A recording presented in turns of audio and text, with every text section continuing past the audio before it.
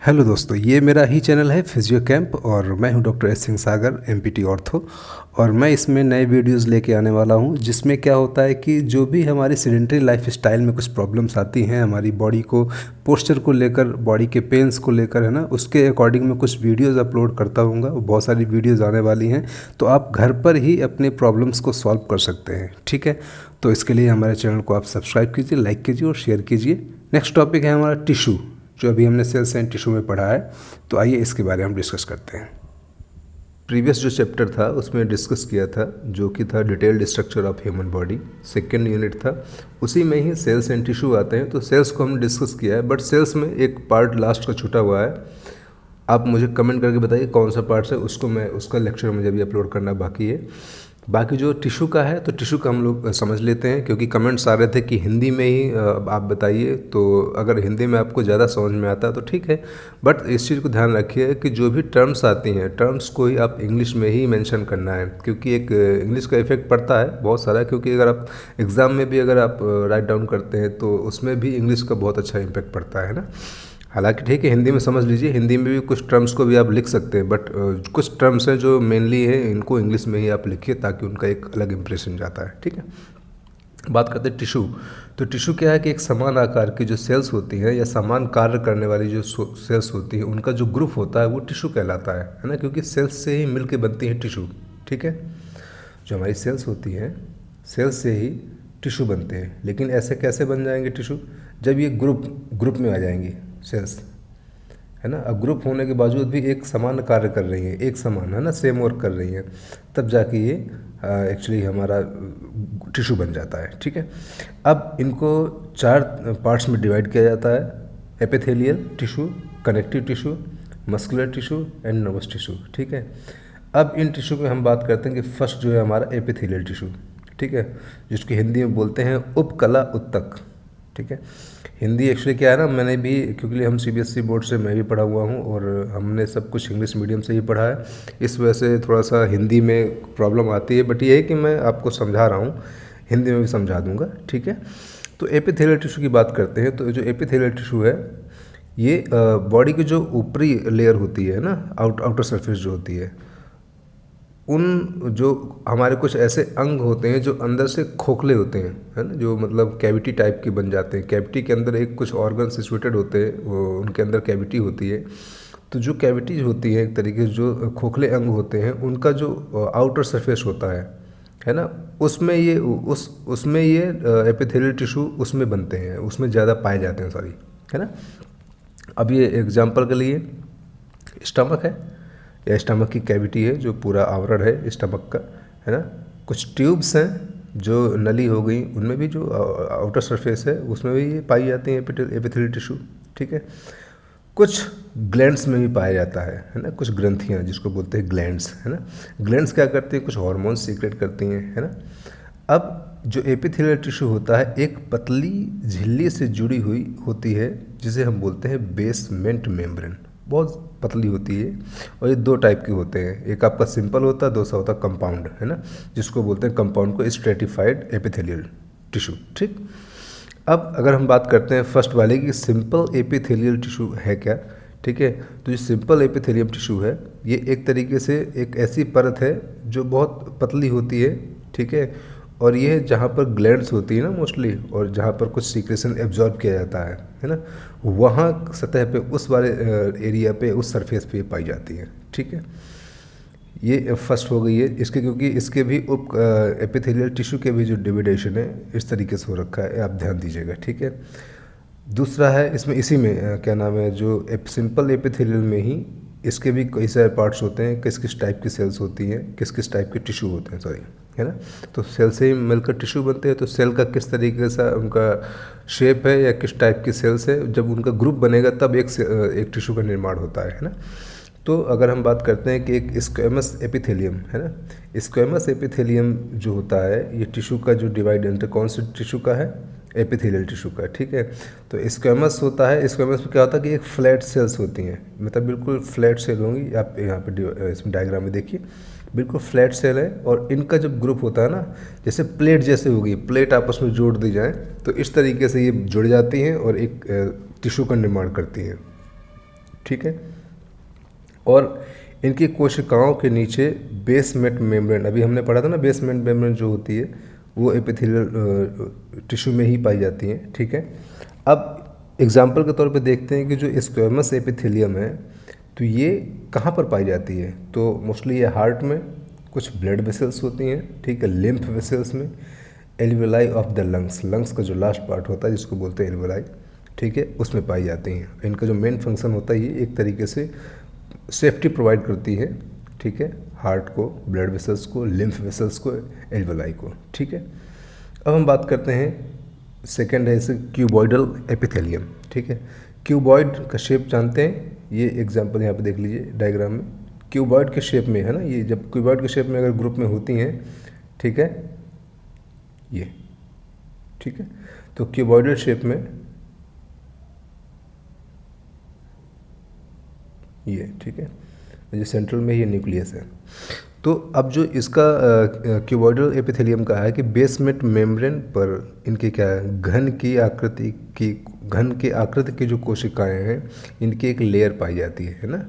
और इसमें जो क्या है कि जो न्यूक्लियस होता है वो बिल्कुल सेंट्रल में होता है, ठीक है। और ये मोस्टली किडनी में, आपका सैलिवरी ग्लैंड, थायराइड ग्लैंड, इनमें पाई जाती है, ठीक है। इनका भी सेम वही काम, प्रोटेक्शन है, एब्जॉर्प्शन है, सीक्रेशन को एब्जॉर्ब करेंगे, ठीक है, सीक्रेट करेंगे एंड एक्सक्रीशन करेंगे, आउट करेंगे, ठीक है। ये इनका फंक्शन होता है, फंक्शन ऑफ क्यूबॉइडल एपिथेलियम। ये एपिथेलियल टिश्यू के ही कुछ पार्ट्स हैं, ठीक है। अब बात करते हैं बेसमेंट एपिथेलियम का जो नेक्स्ट है कॉलमनर एपिथेलियम, ठीक है। अब कॉलमनर एपिथेलियम की बात करते हैं कि यह एक आधार कला पर आयताकार, ये आप यहाँ पे डायग्राम देख रहे हैं, लंबी है ना। इनकी क्या है, लंबाई जो होती है वो चौड़ाई से, मतलब जो ऊंचाई होती है वो चौड़ाई से बहुत ज़्यादा होती है, ठीक है। तो ये आयताकार कोशिकाएं होती हैं जो आपस में मिलकर एक तरीके से कॉलमनर, कॉलम जानते हैं, लंबा लंबा जैसे कॉलम खड़े कर दिए जाते हैं ना, इस तरीके से ये कोशिकाएं लंबी लंबी होती हैं, ठीक है। इनकी जो ऊंचाई है चौड़ाई से ज़्यादा होती है और इनका जो केंद्रक है वो कोशिकाओं के आधार भाग पर पाया जाता है ना। मोस्टली जो एक बेस, मतलब एक कॉलम खड़ा हुआ है तो मिड लाइन से डाउनवर्ड्स, मिड लाइन से नीचे है ना, मिड लाइन से नीचे ही आपके न्यूक्लियस इसका पाया जाएगा, ठीक है। अब है ये इनका मोस्टली क्या है कि जो भी हम एब्जॉर्ब करते हैं, जो भी हार्मोन्स सीक्रेट होते हैं उनमें ये हेल्प करती हैं। और मुख्त एक तरीके से मेन इम्पॉर्टेंट कहाँ पर, ये डाइजेशन सिस्टम में, और ये लार्ज इंटेस्टाइन में जो इंटरनल वॉल्स होती हैं वहाँ पर पाई जाती हैं, कॉलमनर एपिथेलियम, ठीक है। अब इसका जो फोर्थ है डी, वो है आपका सिलिएटेड एपिथेलियम। सिलिया का नाम सुना है, एक तरीके से हेयर लाइक स्ट्रक्चर होता है सिलिया, ये है ना। अब जो एक तरीके से जो सेल है, ठीक है, सेल का न्यूक्लियस कहाँ है, बिल्कुल बेसमेंट से जुड़ा हुआ है, ठीक है। बेसमेंट मेम्ब्रेन नीचे आ गई, ठीक है, उसके बाद जो न्यूक्लियस है वो बिल्कुल बेसमेंट मेम्ब्रेन की जस्ट साइड से है, ठीक है। उसका जो सिलिया लाइक प्रोजेक्शन है ये इस तरीके से है ना। तो इस प्रकार की जो उपकला कोशिका भी आयताकार होती हैं, परंतु कोशिका के स्वतंत्र छोर पर सूक्ष्म रोम के समान संरचनाएं पाई जाती हैं जिन्हें सिलिया कहते हैं ना, सिलिया हेयर लाइक प्रोजेक्शन है ना। और ये क्या करती हैं कि इनकी कोशिकाओं के बीच में सुषमा स्रावी कलश कोशिकाएं या गॉबलेट सेल्स पाई जाती हैं। और मोस्टली कहाँ कहाँ ये पाई जाती हैं, फॉलोपियन ट्यूब में, यूट्रस में, अपर रेस्पिरेटरी ट्रैक में, क्योंकि तभी तो ये म्यूकस को या कुछ सीक्रेशन होता है तो इसको आउट करती है। आउट करने का काम मोस्टली एक तरीके से सिलिया में चिपकना होता है, कोई जैसे सीक्रेशन यहाँ चिपक जाता है सिलिया में, फिर ये आपके एक मूवमेंट से कॉन्ट्रैक्शन मूवमेंट होता है जिसकी वजह से ये बाहर निकलती रहती हैं, ठीक है। तो ये सिलिएटेड एपिथेलियम टिश्यू का, मतलब एपिथेलियल टिश्यू का फोर्थ जो पार्ट है सिलिएटेड एपिथेलियम, वो इस तरीके से।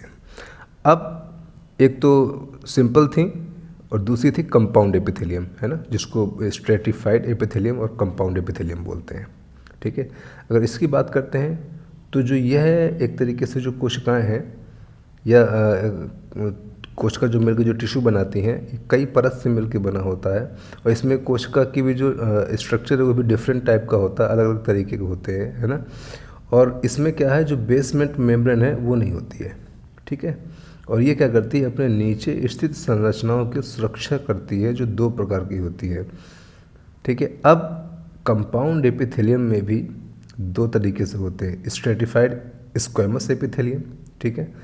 इसमें क्या है, सेम वही है कि मतलब जो अलग अलग कोशिकाओं की 3-4 परतों से मिलकर बनती है जो टिश्यू होता है, और इसमें बेसमेंट मेम्ब्रेन नहीं पाई जाती हैं। अब इसके नीचे की कोशिका चपटी व ऊपर की कोशिका स्तंभाकार होती हैं, ठीक है। चपटी मीन्स पहले नीचे की फ्लैट हो गई, फ्लैट के बाद कौन सा था, कॉलमनर, ठीक है, ठीक है। तो ये कंबाइन होके, दोनों कंबाइन होके मिलके बनाती हैं स्ट्रेटिफाइड स्क्वैमस एपिथेलियम टिश्यू, ठीक है। डायग्राम आप भी देख सकते हैं, ठीक है। अगर यहाँ बात करें हम, बिल्कुल फ्लैट सेल हो गई हैं, ठीक है। फ्लैट सेल्स के बाद ये आपका कॉलमनर टाइप जो लंबे लंबे से है ना, कॉलमनर टाइप के हो गए हैं, स्तंभाकार जिसको बोलते हैं, ठीक है।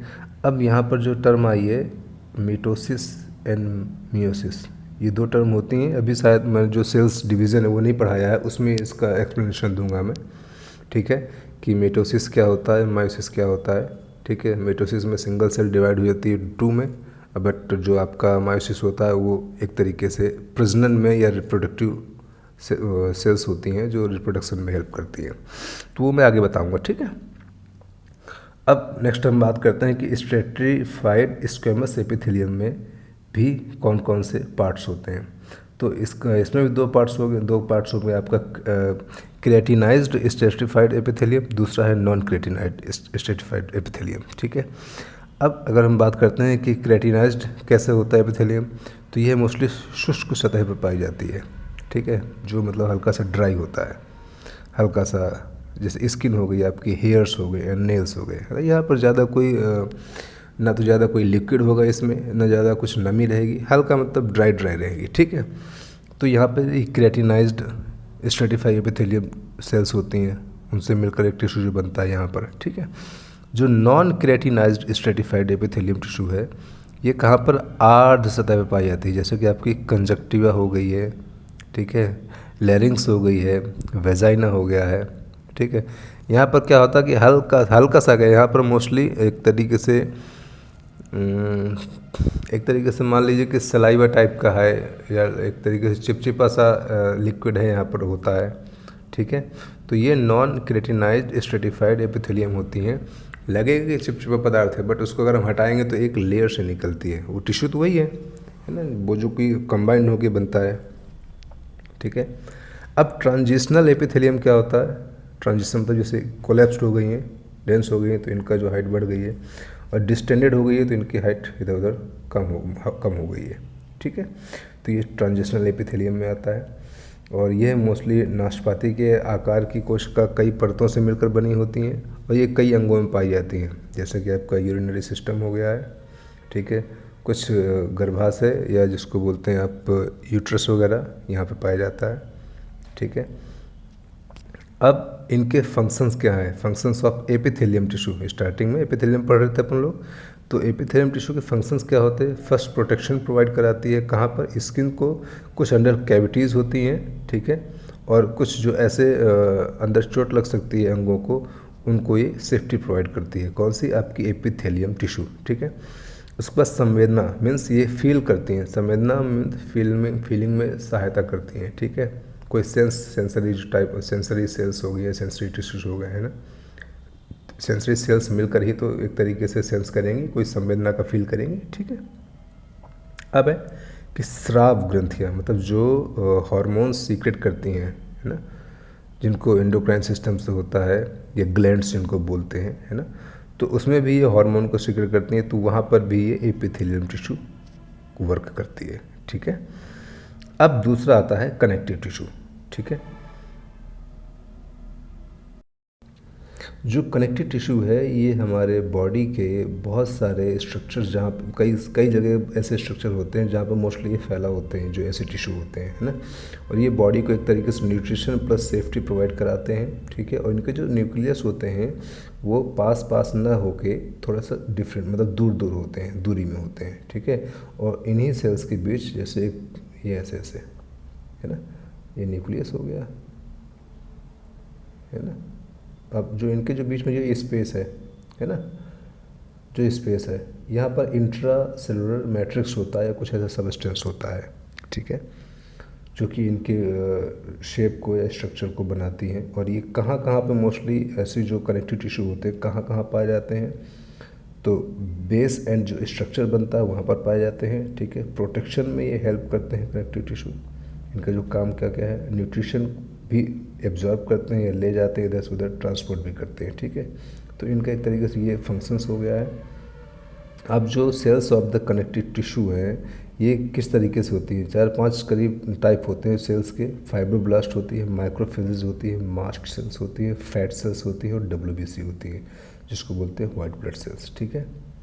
अब इनके जो टाइप हैं करीब 6 प्रकार की होती हैं जो हमारे कनेक्टिव टिश्यू होती हैं, ठीक है। अब इसमें भी एल्वियोलर टिश्यू आता है, जो ये एक तरीके से क्या है, इनके जो बीच के जो स्पेस है वो थोड़ा सा काफ़ी होता है, देखिए ये है ना, बहुत लूज होती है एक तरीके से ये जो टिश्यू होते हैं, ठीक है, क्योंकि यहाँ पे स्पेस बहुत ज़्यादा होता है।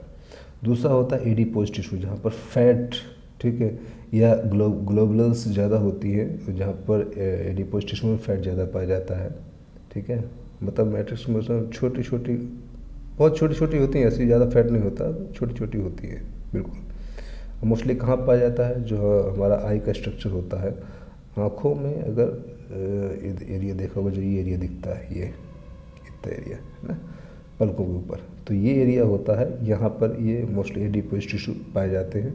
उसके अलावा आँखों में, उसके अलावा जो शिश्न होता है जिसको बोलते हैं आई थिंक पेनिस, ठीक है। पेनिस का जो ये अपर सबसे जो आगे फ्रंट पार्ट होता है, सबसे आगे का जो भाग होता है, अग्रभाग जिसको बोलते हैं, वहाँ पर ये वाले एडिपोज टिश्यू पाए जाते हैं, ठीक। अगर हम बात करते हैं वाइट एडिपोज टिश्यू, तो करीब ये बॉडी का 20 to 25% जो पार्ट्स होता है वो कवर करते हैं। ये कहाँ पाई जाते हैं, किडनी में, आई एंड स्किन के नीचे, ठीक है। तो ये तरीके से ये आपका वाइट एडिपोज टिश्यू पाए जाते हैं। अब बात करते हैं हम कि ब्राउन एडिपोज टिश्यू, जो एक तो वाइट हो गया, दूसरा ब्राउन हो गया, है ना। ब्राउन पाए जाते हैं जो न्यू बॉर्न बेबी होते हैं वहाँ पर, ठीक है। और ये श्वेत जो वसीय ऊतकों की तुलना में ये ऊतक थोड़ा सा कॉम्प्लेक्स होता है, जो जटिल होता है, ठीक है।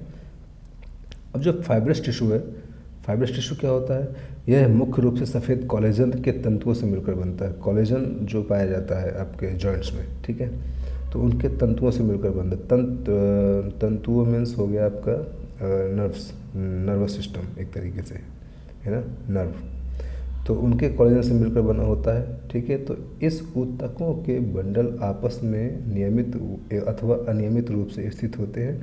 इनकी विशेषताएं अग्रलिखित हैं, मतलब ये कोशिकाएं मांसपेशियों की हड्डियों के बाहरी आवरण को बनाता है, ठीक है। मांसपेशियों की हड्डियों के बाहरी आवरण को बनाता है, जो अस्थियों को सुरक्षा प्रदान करता है, ठीक है। ये एग्जाम्पल बताता हूँ मैं, बोन्स है ना, और वो टेढ़ी बना दी, कोई दिक्कत नहीं है, लेकिन देखो ये जो पार्ट होता है, ये इसका भी जो हेड है एक तरीके से दोनों बोन्स का, ये कवर अप होता है कोलेजन से, ठीक है। और इनमें ये एक तरीके से बोन को एक तरीके से जोड़ता भी है आपस में, ठीक है, जिनको लिगामेंट बोलते हैं। मसल्स जुड़ते हैं बोन्स में, जिनको बोलते हैं टेंडन, ठीक है। तो टेंडन, लिगामेंट्स, है ना, और कार्टिलेज, ये तरीके से किस में मिलकर बनता है, आपका फाइब्रस टिश्यू में, ठीक है। और बहुत ज़्यादा डेंस होता है और बहुत मजबूत भी होता है, और ये हमारे बोन्स को सेफ्टी प्रोवाइड कराता है, ठीक है। अब इसका एक अगर देखना चाहिए, कोलेजन फाइबर ये हो गए, फाइब्रोब्लास्ट, ठीक है, और इनके फाइब्रोब्लास्ट के न्यूक्लियाई कहाँ कहाँ है, देख लीजिए कितनी दूर दूर है ना। तो इस तरीके से ये कोलेजन टिश्यू हो गए या फाइब्रस टिश्यू हो गए, ठीक है। अब बात करते हैं इलास्टिक टिश्यू की। तो इलास्टिक मतलब समझिए कि बहुत ज़्यादा लचीला है, लूज है ना। तो ये क्या करता है कि इसको हम अगर स्ट्रेच करते हैं स्ट्रेच भी हो जाएगा, अगर इसको हम रिलीज़ कर देते हैं तो वापस आके ये सिकुड़ जाएगा, ठीक है। और ये कहाँ पर होता है आप खुद समझ सकते हैं कि श्वास नली, सांस लेते हैं फूलती हैं, बीपी हाई होता है, ब्लड वेसल्स डायलेट होती है ना, वापस से फिर कॉन्ट्रैक्ट होती हैं। तो ये जो अपने आप इलास्टिक प्रॉपर्टी होती है जिसमें, वो इलास्टिक टिश्यू होते हैं, ठीक है, लचीला उत्तक। अब बात करते हैं कार्टिलेजियस टिश्यू। अभी हमने पढ़ा था कोलेजन वाला, है ना। तो कार्टिलेजियस, अभी मैंने बताया था कार्टिलेज क्या क्या होते हैं, जो क्या करते हैं हमारे जो जॉइंट्स होते हैं, जॉइंट्स को एक तरीके से बाइंड करने में हेल्प करते हैं, ठीक है। जो जॉइंट की दो बोन्स होती हैं, मैं आपको बताता हूँ। ये अभी बनाया था मैंने डायग्राम, इसके जो ये चारों तरफ को जो आवरण होता है ना, ये वाला आवरण, इसमें कलर में दूसरा करता हूँ। कुछ लोग जो नॉन वेज खाते होंगे वो समझ जाते हैं कि ये यहाँ पर एक कैप ढक्कन सा लगा होता है हर एक बोन्स में, ठीक है। इसको बोलते हैं हम लोग कार्टिलेज, ठीक है। ये रहा एग्जांपल, यहाँ पे देखिए ना ये डायग्राम में, ठीक है। अब इसमें भी जैसे ये हाइलैंड कार्टिलेज है फ्रॉम शोल्डर जॉइंट की जो कार्टिलेज दिखाई गई है, इनका स्ट्रक्चर है इस तरीके से, ठीक है। तो कॉन्ड्रोसाइट्स, ठीक है, इनके बीच में कितना दूर दूर सेल्स हैं इनकी, फिर बीच में कितना मैट्रिक्स भरा हुआ है, ठीक है। अब ये elastic cartilage from external ear, कान का है देखिए, क्योंकि इसमें भी इलास्टिसिटी ज़्यादा है। ये इसमें देखिए कितना डेंस, दूर दूर थोड़ा सा जो इलास्टिक फाइबर इन मैट्रिक्स जो है ना। अब इसमें देखिए fibrous cartilage from the intervertebral disc जो होती है, उसमें भी देखिए कितना दूर दूर कॉन्ड्रोसाइट जो है बहुत दूर दूर है, और जो इनके बीच में जो कोलेजन है ये फाइबर मैट्रिक्स से भरा हुआ है ना। तो ये होती है कार्टिलेज टिश्यू। और कार्टिलेज टिश्यू क्या है, ये उत्तक सभी उत्तकों से मजबूत एवं अस्थियों से कमज़ोर होते हैं, समझ में आया। हड्डियों से कमज़ोर होते हैं। मैं अपने एग्जांपल बताता हूँ। मेरा जब एक्सीडेंट हुआ था तो मेरे 3 कार्टिलेज, वो सॉरी क्या नाम है, जो लिगामेंट्स थे वो टूटे थे, ठीक है, क्योंकि हमारी हड्डियाँ मजबूत थी ठीक है। और जो ये एक तरीके से लिगामेंट्स हो गए, कार्टिलेज हो गए, टेंडन हो गए, थोड़ा सा जल्दी टूट जाते हैं, क्योंकि ज़्यादा स्ट्रेच करेंगे तो फट से टूट जाएंगे, है ना। तो ये कमज़ोर होते हैं हड्डियों के अकॉर्डिंग, और ये साफ, सघन, नीला व श्वेत रंग का पदार्थ होता है, जो मुख्य रूप से जोड़ों तथा हड्डियों के मध्य पाया जाता है, ठीक है। अब ये कार्टिलेज 3 प्रकार का होता है, हाइलिन कार्टिलेज, फाइब्रो कार्टिलेज और लचीला, जिसको बोलते हैं इलास्टिक कार्टिलेज, ठीक है। हाइलिन कार्टिलेज का हमने अभी डायग्राम देख लिया था, ठीक है। हाइलिन कार्टिलेज नीली, सफ़ेद या कांच के समान दिखने वाली अर्ध पारदर्शी उपस्थिति होती है, मतलब हड्डियों का एक तरीके से होता है, बट हड्डियाँ थोड़ा सा बहुत ज़्यादा डेंस होती हैं, ये इतनी डेंस नहीं होती है, मतलब थोड़ा सा इनमें फ्लेक्सिबिलिटी होगी, और ईजली मतलब ये उससे कम मतलब मजबूत होती है। और यह हड्डियों के जोड़ पसलियों की उपस्थिति एवं श्वास प्रणाली में स्थित होती है, मतलब जो जॉइंट्स के जोड़ होंगे पसलियों के बीच में इंटरकॉस्टल कार्टिलेज जो होती है ना, वहाँ पर होती हैं। उसके बाद जिसको बोलते हैं फाइब्रो कार्टिलेज, ठीक है, ये भी एक तरीके से बहुत सारे टिश्यू से मिलकर ऐसे बनती है, ठीक है, जो अंतराकशेरुका चक्रों में पाई जाती हैं। इसमें कोलाजन अधिक पाया जाता है, जिससे अधिक मजबूत रहती है, और यह वर्टिब्रा के बीच में स्थित होती है, ठीक है। हमारी स्पाइन की जो वर्टिब्रा हुए हैं, ठीक है, ऐसे है ना, दूसरा अगर देखें तो ये भी ऐसे, बट यहाँ पर एक डिस्क होती है, ठीक है। तो जो ये है इनमें सबसे ज़्यादा ये फाइब्रस कार्टिलेज होता है, फाइब्रो कार्टिलेज। अब इलास्टिक कार्टिलेज हम पढ़ चुके हैं, ये कहाँ पर होता है, आपका रेस्पिरेटरी ट्रैक्ट में हो जाएगा, एपिग्लोटिस में हो जाएगा, ठीक है। रेस्पिरेटरी ट्रैक्ट में आपका ब्रोंकिया, ब्रोंकियोल्स, इनमें सब में पाया जाएगा ये, क्योंकि ये इलास्टिक होती है, खींचेगी फिर वापस कॉन्ट्रैक्ट हो जाएगी, है ना। तो यह लचीली तथा पीले रंग की होती है, ठीक है। कलर से भी हम लोग उसको समझ सकते हैं कि कौन सी तरीके की ये कार्टिलेज है ना। अब हम बात करते हैं कि लिम्फॉइड टिश्यू क्या होता है। ठीक है, तो लिम्फॉइड टिश्यू ये एक तरीके से पूरी तरीके से ठोस नहीं होगा, पर इसमें भी अर्ध ठोस मैट्रिक्स पाया जाता है। जो मटेरियल है वो पूरी तरीके से ठोस नहीं होगा, हल्का गाढ़ा होगा, है ना, जो विशेष प्रकार की कोशिकाओं से मिलकर बना होता है, जिसे हम लिम्फोसाइट्स कहते हैं। या लिम्फोसाइट्स जो टिश्यू होते हैं वो रोग प्रतिरोधक क्षमता उत्पन्न करने वाले पदार्थ का निर्माण करते हैं, जो मानव शरीर को रोगों से बचाता है। ठीक है, तो लिम्फ होते हैं ना, लिम्फ नोड जो होते हैं, बॉडी में बहुत सारे लिम्फ नोड होते हैं जो क्या करते हैं, वो एक तरीके से इम्यूनिटी या बॉडी को सेफ्टी प्रोवाइड करते हैं। ठीक है, अब हम बात करते हैं कि जो म्यूकॉइड टिश्यू होता है ये किस तरीके से होता है। म्यूकॉइड टिश्यू में देखिए ये आर्टरीज है और ये वेन्स है। ठीक है, तो अब इनका डिटेल में अगर देखा जाए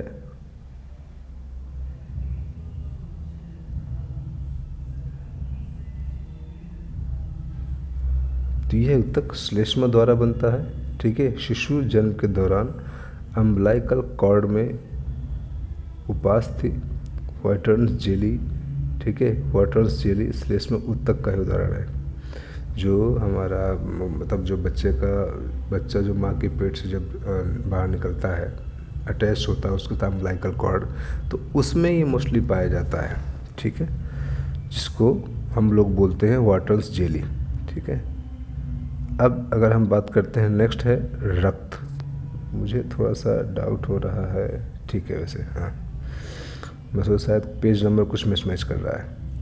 अगर रक्त की बात करते हैं तो रक्त क्या है, ये भी एक तरीके से सेल्स है, सेल्स के साथ ये भी तरल संयोजी ऊतक होता है, बहुत एक तरीके से लिक्विड टिश्यू होता है, जो है ना, जो लगातार कहाँ पर रक्त वाहिनियों में बहने वाला, ब्लड वेसल्स में बहने वाला गाढ़ा चिपचिपा व लाल रंग का जीवित ऊतक होता है, जो कि प्लाज्मा व रक्त कणिकाओं से मिलकर बना होता है। तो blood is also a what tissue. ठीक है, इसी को याद रखिएगा। अब बोन्स के टिश्यू क्या होते हैं। ठीक है, बोन्स में भी तो टिश्यू हैं, क्योंकि सेल्स से मिलकर जब बहुत सारी एक पर्टिकुलर कुछ सेल्स मिलती हैं और जिनका एक पर्टिकुलर फंक्शंस होता है, तो उनको बोलते हैं हम लोग बोन्स टिश्यू। ठीक है, तो बोन्स का स्ट्रक्चर देख लीजिए, क्या क्या पोर्स हैं। ठीक है, उसमें भी नर्व्स हैं, ऑस्टियोपेनिक कैनाल है, ब्लड वेसल्स भी जा रही है। ठीक है, परफोरेटिंग कैनाल है। ठीक है, ये एक तरीके से बोन का स्ट्रक्चर है, जो कि एक तरीके से एक्सपेंड करके दिखाया गया है, ये जूम करके, माइक्रोस्कोपिक जो डायग्राम है कि किस तरीके से एक बोन के अंदर भी सप्लाई होती है। ठीक है, किस तरीके से ब्लड सप्लाई होती है, किस तरीके से नर्व्स वहाँ पर सप्लाई होती है। ठीक है, तो बोन टिश्यू एक तरीके से संयोजी, जिसको बोलते हैं संयोजी ऊतक या अस्थि ऊतक, सॉरी, जो कि शरीर को सुरक्षा या सहारा प्रदान करता है तथा रक्त बनाने वाले ऊतक का संग्रह करता है। ठीक है, कॉम्पैक्ट बोन और स्पंजी बोन होती है। मोस्टली हमारे बोन्स में बोन मैरो होता है ना, और ये बोन मैरो मतलब अगर इसको यहाँ से कट करते हैं ना, तो बीच में हमारे यहाँ पर बोन मैरो होता है। ठीक है, और यही बोन मैरो क्या करता है, हमारे ब्लड की जो सेल्स होती है उनको बढ़ाता है, उनको बनाता है। ठीक है, तो ये भी दो तरीके की होती है जो बोन टिश्यू होते हैं, कॉम्पैक्ट बोन होती हैं और स्पॉन्जी बोन होती हैं। कॉम्पैक्ट जिनको बोलते हैं कठोर तथा ठोस होती हैं। यह समस्त अस्थियों की बाहरी परत तथा जो शाफ्ट होता है, इनका जो शाफ्ट में से बोलते हैं बीच का जो पार्ट। ठीक है, ये हेड हो गया है ना, ये बीच वाला जो भाग है इसको बोलते हैं हम लोग शाफ्ट। ठीक है, जब एनाटमी पढ़ते हैं ना, एनाटमी बोन्स की एनाटमी पढ़ते हैं, तब पता चलता है कि शाफ्ट क्या होता है। ओके, उसके बाद दूसरी होती है स्पॉन्जी बोन्स, ये खोखली होती हैं अस्थियाँ हैं, और ये है लाल अस्थि मज्जा, जिसको बोलते हैं बोन मैरो। अभी मैंने बताया था ना बोन मैरो जो होता है। ठीक है, नेक्स्ट है मस्कुलर टिश्यू। मस्कुलर टिश्यू क्या है, इसमें भी एक तरीके से जो सेल्स होता है, न्यूक्लियस दूर दूर होता है, और जो इसमें मैट्रिक्स होता है वो थोड़ा सा कम होता है, जिसकी वजह से थोड़ा सा डेंस हो जाते हैं और इनमें इरेटेबिलिटी ठीक है, कंडक्टिविटी तथा एक तरीके से फ्लेक्सिबिलिटी, इन तीनों के गुण होते हैं और ये 3 प्रकार का होता है।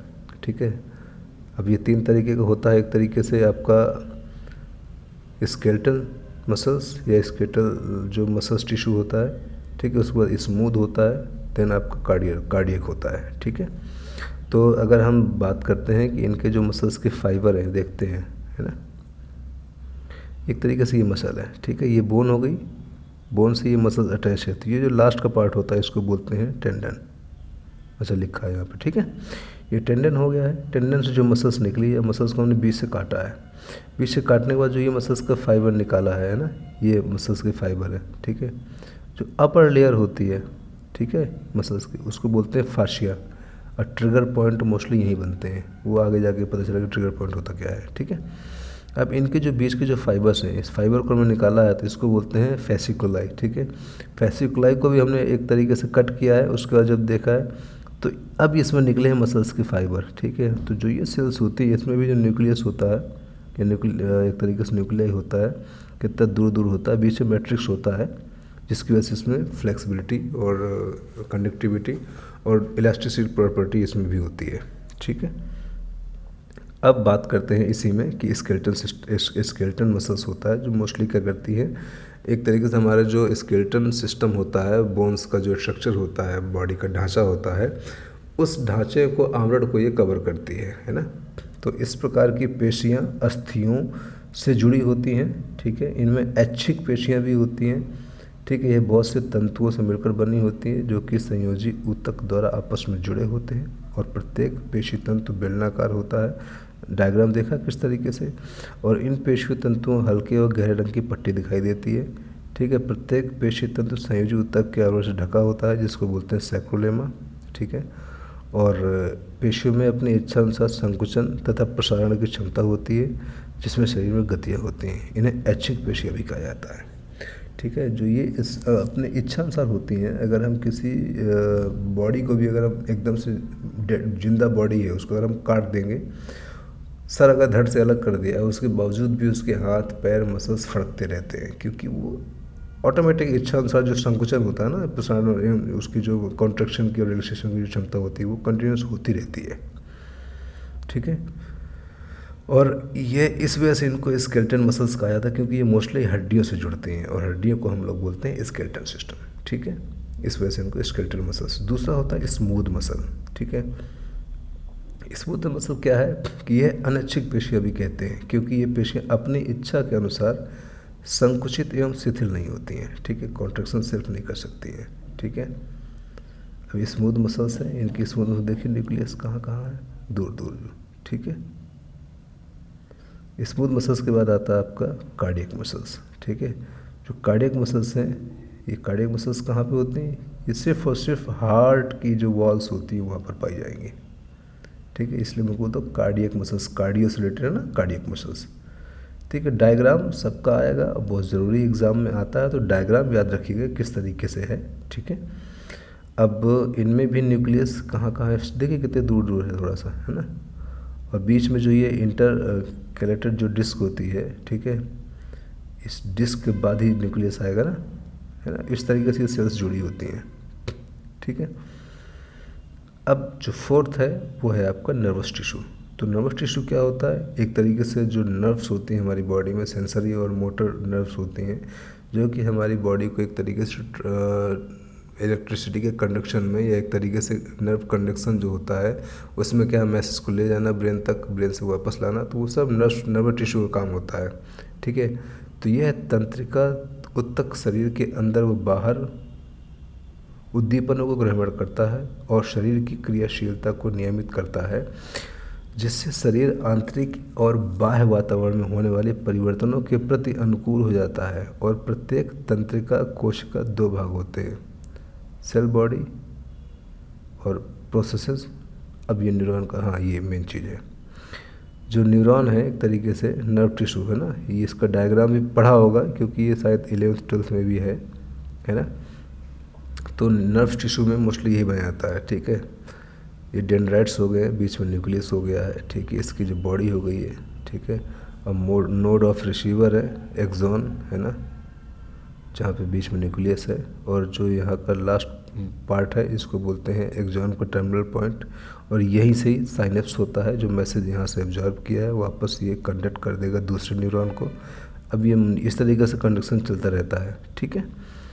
अब थोड़ा सा इसके बारे में डिटेल में बता दिया गया है कि सेल बॉडी क्या होती है ना। तो तंत्रिका ऊतक या नर्वस टिश्यू होता है, एक तरीके से न्यूरॉन में एक बड़ा तथा अनियमित आकार का कोशिका होता है, ठीक है। और यह मध्य केंद्रक तथा बाहर कणिका में कोशिका द्रव होता है तथा इसमें छोटे छोटे प्रोसेसर होते हैं, ठीक है, प्रवर्ध जिसको बोलते हैं, और जिन्हें डेंड्राइट्स तथा एक्सॉन कहते हैं, और इनके द्वारा ही तंत्रिका आवेग कोशिकाएं तक पहुंचते तथा बाहर निकलते हैं। समझ में आ गया? यहीं से ही मैसेज आया, हमने किसी चीज़ को सेंस किया, तुरंत नर्वस टिश्यू ने दूसरे एक्सॉन मतलब टिश्यू को या नर्व सेल्स को फॉरवर्ड कर दिया मैसेज, वो भी ऐसे ही साइनेप्स करके आ गया, तुरंत ब्रेन तक पहुंचाते हैं, और ये विद इन सेकेंड्स क्या पल का काम होता है, ठीक है। अब इसमें जो प्रोसेसेस क्या होती है कि तंत्रिका तंत्र की जो सेल बॉडी है दो प्रकार के फाइबर से मिलकर बनती है, या दो प्रकार के जिसमें फाइबर निकलते हैं जो सेल बॉडी के प्रसार होते हैं, ठीक है। तो मस्तिष्क में कॉर्टेक्स या ग्रे मैटर के नीचे तथा सुषुम्ना का धूसर द्रव्य से बाहर का भाग सफ़ेद होता है, जिसे श्वेत द्रव कहा जाता है, जिसको बोलते हैं साइटोप्लाज्म, ठीक है। तो ये मैं इसलिए बोल, थोड़ा सा हिंदी में मुझे भी थोड़ा सा दिक्कत होती है ठीक है। तो ये होता है आपका नर्वस टिश्यू। अब इसमें भी नर्वस टिश्यू में जो है न्यूरॉन के डायग्राम में कुछ चीज़ें हैं, इनका मैं अलग वीडियो बना दूंगा, जिनको मैं अच्छे से एक्सप्लेन कर दूंगा कि इसमें हर एक पार्ट का क्या काम होता है और ये किससे किससे मिलके बना होता है, ठीक है। अब एक्सॉन क्या होता है, ये भी एक प्रोसेस के बाद एक्सॉन आता है, एक्सॉन के बाद डेंड्राइट्स आता है, ठीक है। डेंड्राइट्स क्या करता है, मैसेज एक तरीके से साइनेप्स में हेल्प करता है, ठीक है। साइनेप्स ऐसी प्रोसेस होती है जहाँ पर यहाँ से मैसेज गया और यहाँ से मैसेज रिसीव कर लिया दूसरे नर्व ने, और ये वापस ले गया नेक्स्ट वाले मैसेज। तो ये जो बीच में जो साइनेप्स होता है, ठीक है, एक तरीके से जंक्शन हो गया ना, जॉइंट हो गया, स्टेशन हो गया मान लीजिए, है ना, तो वो साइनेप्स हो गया, ठीक है। अब बात करते हैं कि कुछ इसकी शब्दावली है। सेल्स क्या होती है सबको पता है ना, कि जो हमारे बॉडी की smallest unit of the body या लिविंग सेल्स, है ना, लाइफ की जो सबसे छोटी इकाई है वो सेल्स होती है ना। बॉडी की फंक्शनल एंड स्ट्रक्चरल जो यूनिट है वो भी सेल्स ही है, ठीक है। और सेल्स के अध्ययन को the study of the cells is called cytology, ठीक है। सेल्स हो गया, साइटोलॉजी हो गया। देन न्यूक्लियस क्या होता है कि आरबीसी को छोड़कर जितने भी सभी कोशिकाओं के बीच एक गोलाकार रचना होती है ना, सिर्फ आरबीसी रेड ब्लड सेल को छोड़कर बाकी हर एक सेल्स में आपको जो बीच में होता है न्यूक्लियस, केंद्रक होता है ना, इसको बोलते हैं न्यूक्लियस, ठीक है। डीएनए पता है, डीऑक्सी राइबोज न्यूक्लिक एसिड होता है। आरएनए क्या होता है, ये भी राइबो न्यूक्लिक एसिड होता है। राइबोसोम्स क्या होता है, एक तरीके से प्रोटीन होते हैं। और ये साइटोप्लाज्म जो होता है, एक तरीके से जो लिक्विड होता है ना सेल्स का, जो न्यूक्लियस हो गया, बीच में साइटोप्लाज्म भरा हुआ है, छोटे छोटे से गोले गोले से होते हैं, ये आपके राइबोसोम्स होते हैं, ठीक है। अब माइटोकॉन्ड्रिया क्या होता है पता है, this is powerhouse of the cells, ठीक है। लाइसोसोम्स होता है, ये भी एक तरीके से अंडाकार या गोल संरचनाएं होती हैं जो कि क्या करती हैं, आत्मघाती थैली कहते हैं, ठीक है। हिंदी बहुत टफ है। लाइसोसोम्स भी हेल्प करते हैं। मैंने आपको जो प्रीवियस चैप्टर है अभी पढ़ाया था सेल्स में, उसमें सब चीज़ें एक्सप्लेन की है ना। माइटोसिस क्या है, माइटोसिस क्या है, देखो मैं यही बताया था मैंने कि अभी सोशल डिवीजन पढ़ाऊंगा, उसमें इन सब चीज़ों को एक्सप्लेन करना पड़ेगा, है ना। तो माइटोसिस क्या है कि इसमें जो दैहिक कोशिकाओं का एक प्रकार का कोशिका विभाजन, एक कोशिका ने क्या किया, दो में बन गई, मतलब एक कोशिका यहाँ पे आई वो दो सेल में डिवाइड हो जाती है, ठीक है। बट जो यहाँ पे होती है ये इस तरीके से डिवाइड होती है ना, डबल डबल, चार कोशिका एक से बनती हैं, ठीक है। इसको बोलते हैं मियोसिस, ठीक है। साइटोप्लाज्म एक तरीके से जो लिक्विड भरा होता है सेल्स में, है ना। क्रोमोसोम्स क्या होता है, एक तरीके से ऐसा जो अपने जेनेटिक कोड को अंदर मॉडिफाई करती हैं, जेनेटिक कोड इसके अंदर होता है, ठीक है, ठीक है। अब जेनोटोलॉजी क्या होती है, वृद्धावस्था का अध्ययन, ठीक है। एंडोप्लाज्मिक रेटिकुलम, ये भी हमने पढ़ा दिया है, एक तरीके से कुछ ऐसी नलिकाएं होती हैं, ठीक है, जो कोशिका द्रव्य में ही होती हैं और ये बहुत सारी चीज़ों को फिल्टर करता है, ठीक है। न्यूक्लियस क्या होता है ये भी बता चुके हैं। बाकी जो कुछ मल्टीपल चॉइस क्वेश्चन है इनको हम बाद में कवर करेंगे, बस थोड़ा सा अभी और देख लेते हैं।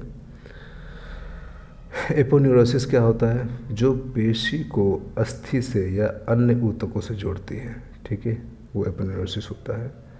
एक्सोक्राइन ग्लैंड क्या होती है, ये अपना जो सिक्रीशन होता है, जो भी मटेरियल जो निकालती हैं वो नलिकाओं द्वारा त्याग देती हैं, उनको एक्सोक्राइन ग्लैंड कहते हैं। एंडोक्राइन ग्लैंड जो हार्मोन सीक्रेट करते हैं विदाउट किसी नलिका से, ठीक है। ग्लैंड्स क्या होती हैं, वह भी सभी संरचनाएं जो किसी स्राव का उत्पन्न करती हैं, वो एक्सोक्राइन एंडोक्राइन होती हैं। अभी एक्सोक्राइन पढ़ा है, एंडोक्राइन भी है, ठीक है, जिसमें बहुत सारी ग्लैंड्स आती हैं। म्यूकस सेल्स क्या होता है, एक तरीके से श्लेष्मा का स्राव करती हैं म्यूकस सेल्स, ठीक है। म्यूकस एक तरीके से गॉबलेट कोशिकाओं को से स्रावित होने वाला एक चिपचिपा पदार्थ होता है। न्यूरॉन्स तंत्रिका तंत्र की कार्यात्मक एवं रचनात्मक इकाई। टेंडन्स क्या होते हैं, पेशियों के किनारे कंडराएं कहलाती है ना, जो बोन्स से मसल्स को जोड़ती है, इनको बोलते हैं टेंडन। हिस्टोलॉजी क्या है, टिश्यू का अध्ययन या study of the tissue is called histology, ठीक है। नेक्स्ट 3rd चैप्टर जल्दी आएगा, ठीक है। और बाकी जो है उसको कमेंट किया गया, क्योंकि लंबा वीडियो बनाने में थोड़ा सा दिक्कत होती है, तो मैं शॉर्ट वीडियो बनाने की कोशिश किया करूँगा अब की बार से, और छोटा छोटा पर डे का अपडेट हुआ करेगा, ओके।